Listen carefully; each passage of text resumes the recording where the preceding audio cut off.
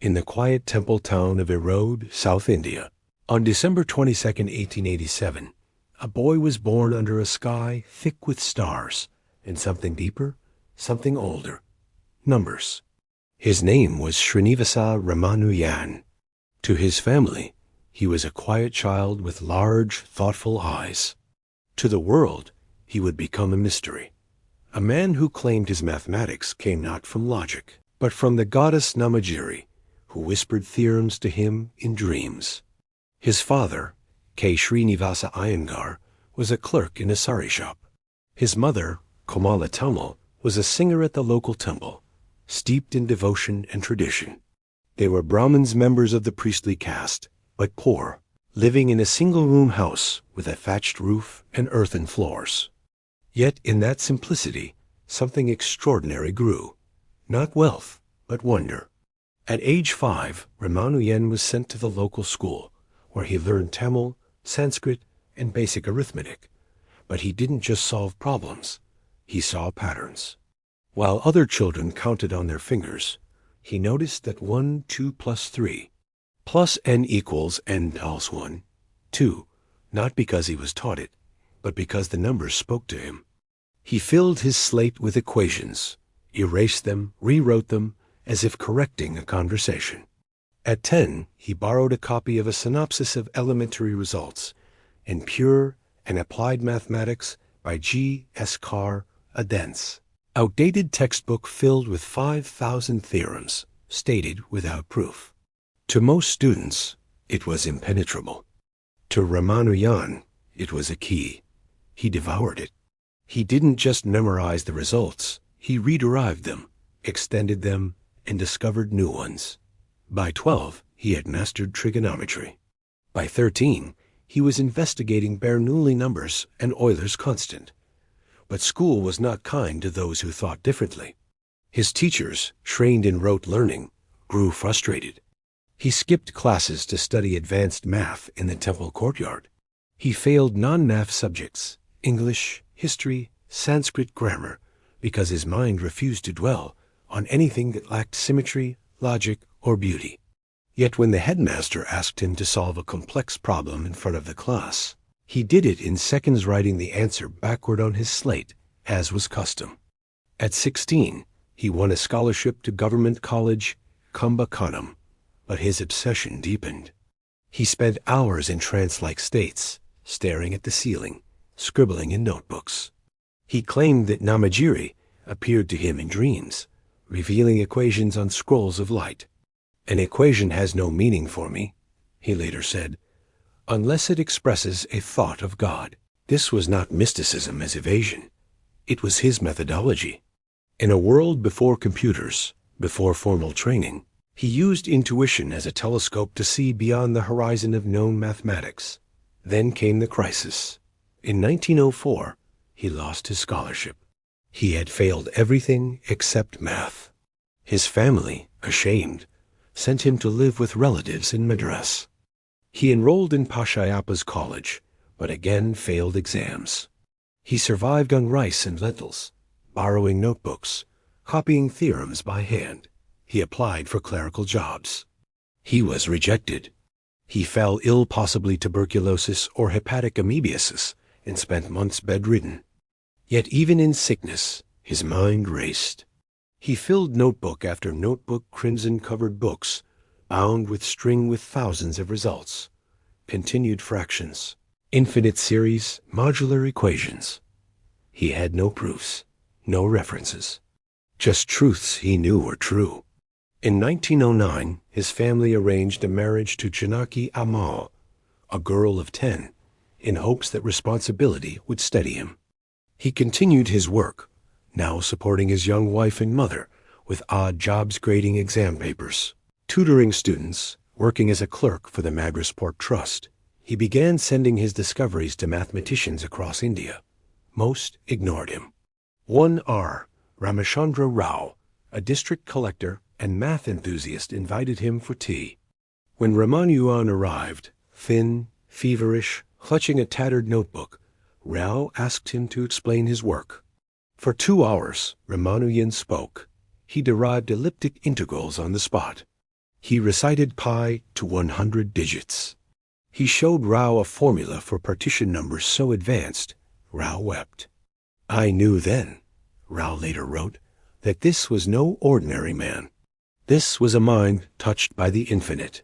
Rao gave him a monthly stipend 25 rupees and urged him to write to Cambridge. But England was half a world away. And Ramanujan, a devout Brahmin, believed crossing the ocean would make him untouchable, cast out from his caste, his family, his gods. Still, the theorems kept coming. They demanded to be heard. And in 1913, with a letter, 2 notebooks, and a prayer to Namajiri, he reached across the sea. Not with proof, but with faith. In January 1913, a thin envelope arrived at Trinity College, Cambridge. It was addressed to Professor G. H. Hardy, one of the greatest mathematicians of the age, a man known for his rigor, his skepticism, and his disdain for unproven claims. Inside, a letter written in careful, looping English, signed S. Ramanujan, Clerk, Madras Port Trust. Hardy almost ignored it. Letters from unknown amateurs were common and almost always nonsense. But something in the tone gave him pause. The writer did not ask for help. He did not beg for recognition. He simply stated, I have had no university education, but I have made some discoveries. And then he listed them. Over 12 pages, Ramanujan laid out theorems, hundreds of them, on infinite series, continued fractions, and modular equations. Some were familiar, some were new, and some were so bizarre, so ahead of their time, that Hardy later said, they defeated me completely. One result stood out, a formula for the partition function p, the number of ways an integer can be written as a sum of positive integers. For example, p4 equals 5, 4, 3 plus 1, 2 plus 2, 2 plus 1 plus 1, 1 plus 1 plus 1 plus 1. Mathematicians had struggled with this for a century. Ramanujan gave not just an approximation, he gave an exact asymptotic expansion, with terms involving pi, square roots, and exponential decay. Hardy, a master of analysis, had never seen anything like it. He showed the letter to his collaborator, John Edensor Littlewood. They spent the evening testing the claims. Some were wrong, some were trivial, but many astonishingly were correct. And a few were profoundly original. Hardy later recalled, the first question was whether I was dealing with a crank or a man of genius. By midnight, we knew the answer, but doubt remained. Was this a hoax? A trick? Could an unknown clerk in Madras, without formal training, without access to modern journals, really have discovered results that matched the work of Europe's greatest minds? Hardy decided to test him. He wrote back, asking for proofs or at least explanations. Ramanujan replied swiftly. He included more theorems, more insights. And then, the clincher. He gave a new derivation of Euler's product formula for the Riemann zeta function, a cornerstone of analytic number theory, using methods no one had ever seen. Hardy was convinced. This was not a crank. This was a genius of the highest order, a mind that had bypassed centuries of mathematical development and arrived at the frontier by instinct alone. But there was a problem. Ramanujan was an orthodox Brahmin. Crossing the ocean Kalapani, black water, would make him ritually impure. He would be cast out from his caste, his family, his way of life. He refused to go. Hardy, ever pragmatic, proposed a compromise, a research fellowship at the University of Madras, so Ramanujan could work in India under Cambridge's guidance. But the Madras faculty, skeptical of his unorthodox methods, delayed. Months passed. Ramanujan grew weaker. His health, always fragile, declined. Then, in April 1914, a breakthrough. E. W. Middlemast, a British professor at Presidency College, wrote to Hardy, Ramanujan is a mathematician of exceptional power. India cannot afford to lose him. Encouraged, Hardy secured a 2-year research fellowship at Trinity College and arranged for passage on the SS Srinivasa, departing Madras on March 17, 1914. The night before he left, Ramanujan went to the temple of Namagiri. He prayed. He wept. His wife, Janaki, just 14, held his hand. He promised to return. But both knew crossing the ocean was not just a journey. It was a sacrifice. On the ship, he avoided the dining hall, eating only food prepared by a fellow Brahmin passenger, wrapped in banana leaves to preserve purity. He stared at the waves, scribbling in his notebook. He did not know it, but he was carrying something more valuable than gold. 3 notebooks filled with over 3,000 theorems, some proven, many not, all born from dreams, intuition, and a silence no Western mathematician had ever known. When he arrived in London on April 14, 1914, the world was on the brink of war. The streets were tense. Recruitment posters covered walls. And at the train station, waiting for him, was G.H. Hardy, tall, stern, pipe in hand, about to meet the man who would change his life, his science, and the course of mathematics forever. Hardy later wrote, "I have never met his equal, and I can compare him only with Euler or Jacobi." But what Hardy did not yet know was this: Ramanujan had not come to learn mathematics. He had come to give it, and the world was not ready for what he carried in his mind. Cambridge in 1914 was a world of stone, silence, and certainty. Its courtyards echoed with Latin phrases and the measured steps of men who believed mathematics was built on proof, not intuition. Into this world stepped Srinivasa Ramanujan, a slight, dark-skinned man in a crisp white dhoti and shawl, clutching a worn notebook, eyes wide with wonder and exhaustion. He did not belong, and he knew it. His room at Trinity College was small, drafty, and far colder than anything he had ever known in South India. He wrapped himself in blankets, boiled milk on a small stove, and refused to eat in the college dining hall, fearing contamination from non-Brahmin food. He cooked his own rice and lentils, grinding spices with a mortar and pestle he had brought from Madras. Fellow students whispered. Some admired his quiet intensity. Others mocked his accent, his dress, his habit of staring into space for hours. But G.H. Hardy saw past the surface. He saw a mind that operated like no other. Where Western mathematicians built proofs brick by brick, Ramanujan leaped, arriving at truths as if guided by an inner compass. He rarely wrote step-by-step derivations. He simply stated results. This is true, and more often than not, he was right. Their collaboration was a dance of opposites. Hardy, the rigorous logician, demanded proof.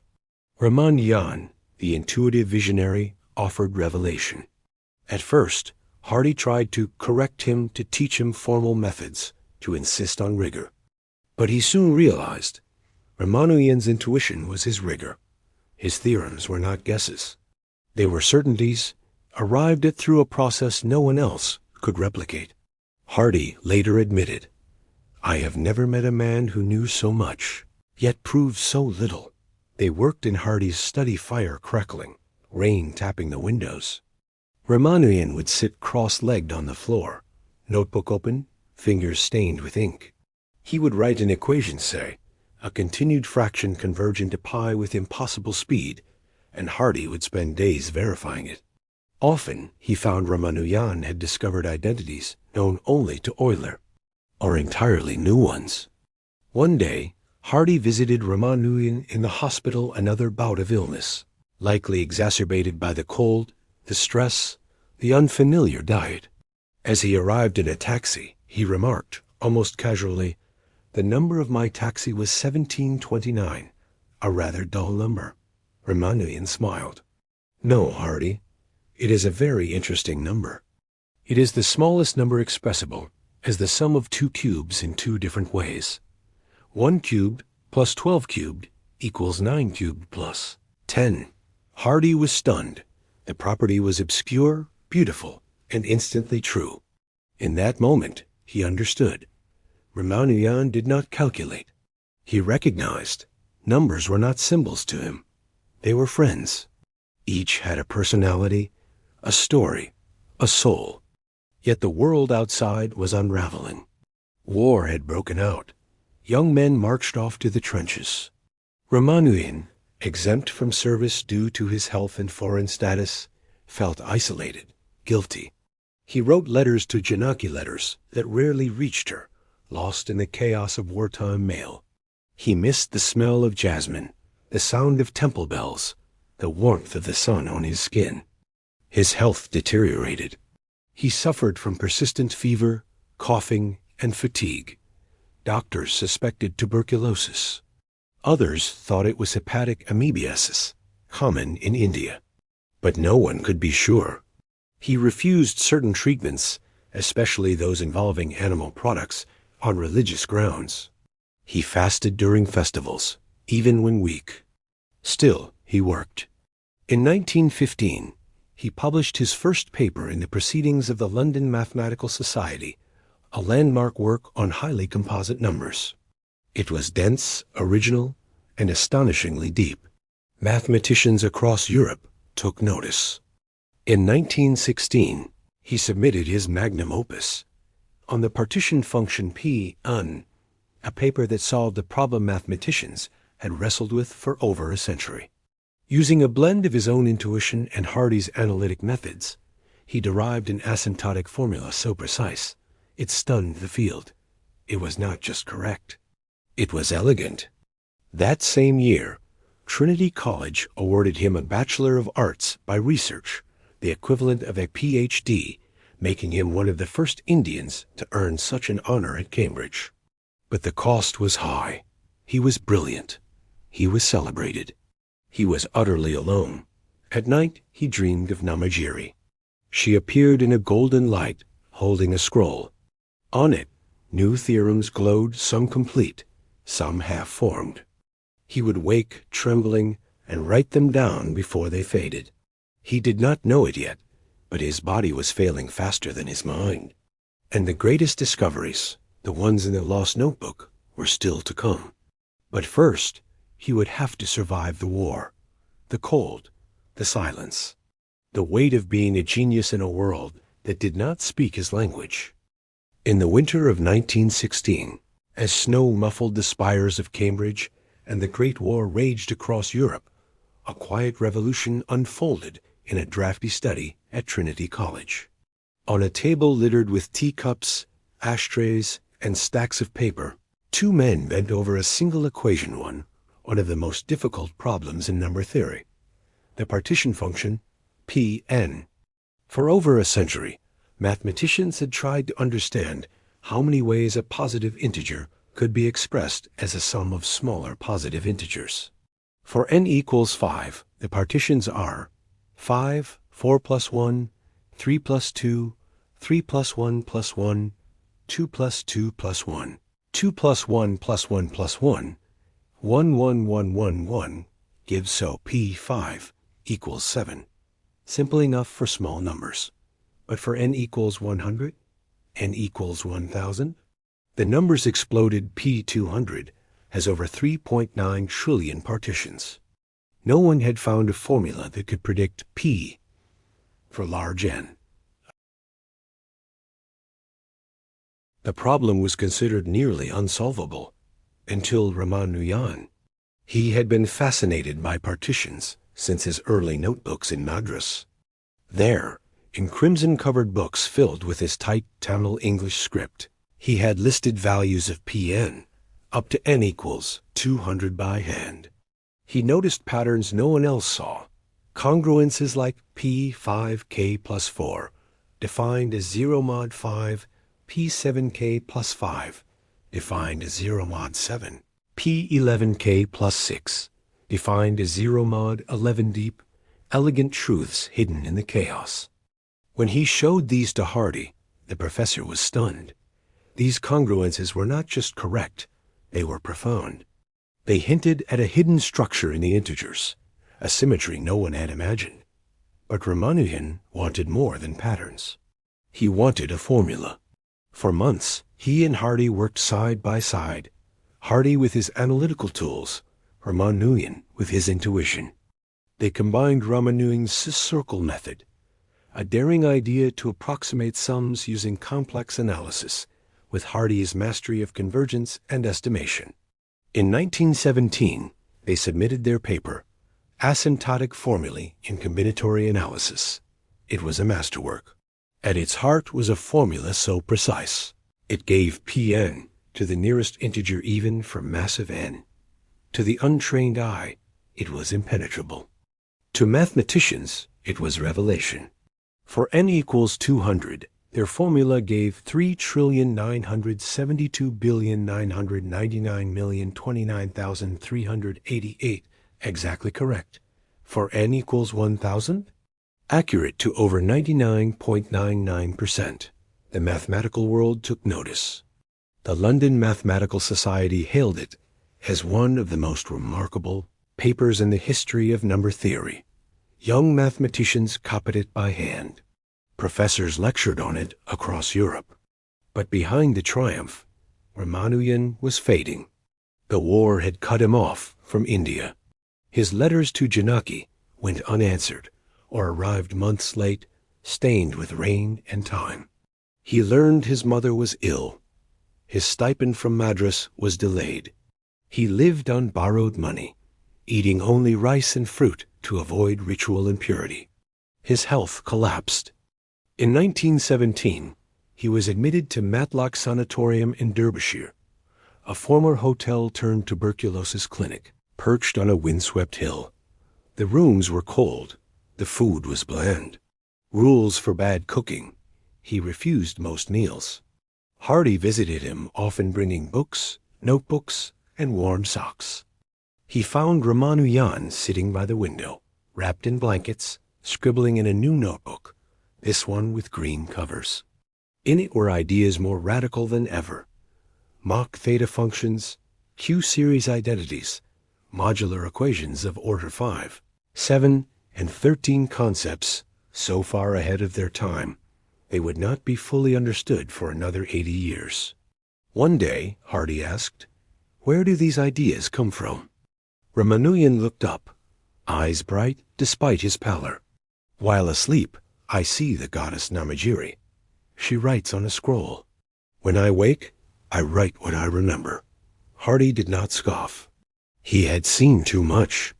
Instead, he said, "Then we must write faster." But time was running out. In 1918, Ramanujan's condition worsened. He was moved to Putney, nearer London, where he could be visited more easily. There, in a small room overlooking a quiet street, he produced his most astonishing work yet, a collection of 17 Mach theta functions, functions that behaved like theta functions but defied known theory. He wrote them in a feverish burst pages filled with identities, transformations, conjectures. He had no proofs. He did not need them. He knew they were true. In May 1918, the Royal Society elected him a fellow, only the second Indian ever to receive the honor. Trinity College made him a fellow the same year, the first Indian in its 300-year history. It was the highest recognition of his genius. But it came too late. He was 30 years old. He weighed less than 40 kilograms. And the equations in his green notebook later, called the Lost Notebook, would lie forgotten for decades, before rising to change mathematics once again. Because some truths are not meant for their time. They are meant for the future. And Ramanujan was not just a mathematician. He was a messenger, sending equations across the centuries, one dream at a time. By the spring of 1918, the war was ending, but for Srinivasa Ramanujan, the battle within had reached its darkest hour. He lay in a small rented room in Putney, a suburb of London, wrapped in layers of wool despite the warming season. His body, once lean but strong, was now skeletal. His hands trembled. His breath came in shallow gasps. Yet on the table beside his bed, a green-covered notebook lay open, filled with equations so strange, so beautiful, they seemed to pulse with life. This was the Lost Notebook. No one knew it at the time, not even Ramanujan himself, that these pages would one day be called the most romantic discovery in the history of mathematics. They contained over 600 results on Mach theta functions, Q-series, and modular forms ideas so far ahead of their time they would baffle mathematicians for decades. There were no proofs, no derivations, just raw, unfiltered insight, like listening to a symphony played on an instrument no one had ever seen. He worked in feverish bursts. Some days he could barely lift a pen. Others he wrote for hours, his eyes burning with intensity, as if racing against an unseen clock. He scribbled in English, in Tamil, in a hybrid script only he understood. He drew diagrams of modular curves, wrote down transformations that defied known theory, and claimed identities that seemed impossible yet, when tested, held true. Hardy visited often, bringing books, fruit, and news from Cambridge. He tried to lighten the mood. "You've already done more than most men in 3 lifetimes," he said once. Ramanujan smiled faintly. But the goddess has not finished speaking. Still, the isolation weighed on him. He had not heard from Janaki in over a year. Letters from India took months to arrive, if they arrived at all. He wrote to her almost daily letters filled with love, longing, and mathematics. In one, he sketched a formula for pi, then added, "I dream of you beneath the tamarind tree. When I return, we will sit there again." The letter never reached her. In India, rumors spread. Some said he had converted to Christianity. Others claimed he had abandoned his caste. His mother, Kamala Tamil, fell ill with worry. She wrote to friends in London, begging for news. Finally, in late 1918, a letter from Hardy reached her, assuring her that Ramanujan remained devout, that he still prayed, that he still wore his sacred thread. That letter changed everything. In early 1919, Kamala Tamil made a decision. Her son must come home. She contacted the University of Madras. They, in turn, appealed to the British government. After months of negotiation, a passage was secured on the SS Srinivasa, the same ship that had carried him to England 5 years earlier. But Ramanujan was too weak to travel alone. Hardy arranged for a nurse to accompany him. Friends pooled money for his fare. On February 27, 1919, he boarded the ship thin, pale, clutching his green notebook and a small bundle of belongings. The voyage was long and painful. The ship rolled in stormy seas. He could not eat. He could not sleep. Yet even in his bunk, he worked. He refined theorems. He corrected earlier notes. He added new conjectures in the margins, some so delicate they looked like whispers on the page. When he arrived in Bombay on March 13, 1919, a small crowd waited, not reporters, not officials, but family, friends, and a few mathematicians who had followed his work. Among them was his cousin, R. Radhakrishna Iyer, who later recalled, "He looked like a shadow of himself, but his eyes still burned with the same light." He was taken to Madras, where he moved into a house on Saiva Mathaya Road, near the temple where he had once prayed as a boy. Janaki, now 17, cared for him day and night. She cooked his meals, boiled his milk, read letters aloud. She did not understand his mathematics, but she understood his silence, his sighs, his sudden smiles when an idea struck. He tried to work. He gave a few lectures. He met with young Indian mathematicians, encouraging them to think boldly. But his strength ebbed. By summer, he was bedridden. Fever returned. His legs swelled. Doctors diagnosed hepatic amoebiasis, likely contracted years earlier in Madras, but treatment was limited. Yet the green notebook remained open. In his final months, he did not write new theorems. Instead, he organized them. He grouped Mach theta functions by order. He noted which identities he believed were most important. He left clues, tiny marginal notes, like "This follows from the third lemma," or "See dream of the 14th of April," as if guiding future readers through a labyrinth of his mind. He knew he would not finish, but he trusted the future would. On April 26, 1920, at the age of 32, Srinivasa Ramanujan died. The cause was recorded as hepatic amoebiasis with complications. He was cremated the next day on the banks of the Adyar River, according to Hindu rites. Janaki placed his sacred thread in the flames. His notebooks, 3 crimson, 1 green, were gathered by his widow and friends. For years, they sat in a wooden trunk in Madras, untouched, unread. Mathematicians assumed the green one had been lost. It was not. In 1976, while sorting through old papers at the Wren Library, Trinity College, mathematician George Andrews stumbled upon a box labeled Ramanujan's Papers. Inside, wrapped in brittle paper, was the green notebook, its pages yellowed, its ink faded, but its contents intact. Andrews opened it, and the world of mathematics changed forever. Because in those pages lay the key to problems no one had yet imagined. Black hole entropy and string theory, statistical mechanics of particles, cryptography, and AI neural nets using modular forms. Ramanujan had not just solved old problems. He had built the tools for the next century. And all of it, every equation, every identity, every dream, had begun in a small house in a road, with a boy who listened to numbers and heard the voice of the infinite. In 1976, a box was opened in a quiet library at Trinity College, Cambridge. Inside, wrapped in brittle paper, lay a green notebook, its pages yellowed, its ink faded, its contents untouched for over half a century. It had no title, no author's name on the cover, just a single inscription in a familiar hand. S. Ramanujan. Mathematician George Andrews opened it, and the world of mathematics held its breath. This was the lost notebook, the final gift of a man who had died at 32, convinced his greatest ideas would be forgotten. Instead, they had been waiting, not for recognition, not for fame, but for the future, their future. What Andrews found defied belief.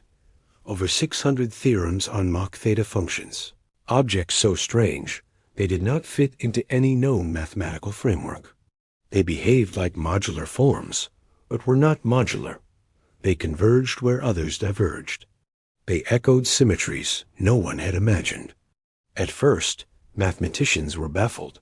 Where had these come from? How could a man with no formal training, working in isolation, have conceived of structures that required tools not invented until the 1980s? The answer came slowly through decades of work. In the 1990s, Sanders Wiegers proved that Mach theta functions were holomorphic parts of harmonic mass forms, a breakthrough that finally placed them in a rigorous framework. In 2002, Ken Ono and Catherine Bringman expanded the theory, showing how Ramanujan's functions explained deep patterns in number theory. But the real revolution came from an unexpected place: physics. In 2007, physicists working on string theory and black hole entropy discovered something astonishing. Ramanujan's Mach theta functions appeared naturally in the math, describing the quantum states of black holes. The entropy of a black hole, how much information it hides, could be calculated using his 1920 formulas. Stephen Hawking's work on radiation had left a gap.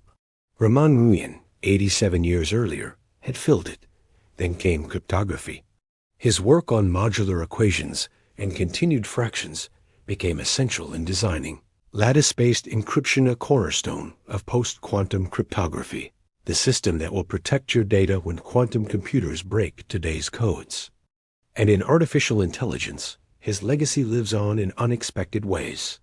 Neural networks rely on optimization algorithms that trace back to partition theory. The way AI learns patterns in data mirrors Ramanujan's own process, not by step-by-step logic, but by recognizing structure in chaos. Today, his name is everywhere. The Ramanujan Journal, dedicated to his field. The Ramanujan Prize, awarded to young mathematicians from developing countries, Google, honored him with a doodle on his 125th birthday. In India, December 22nd is National Mathematics Day, but his greatest tribute is not in awards, it is in classrooms.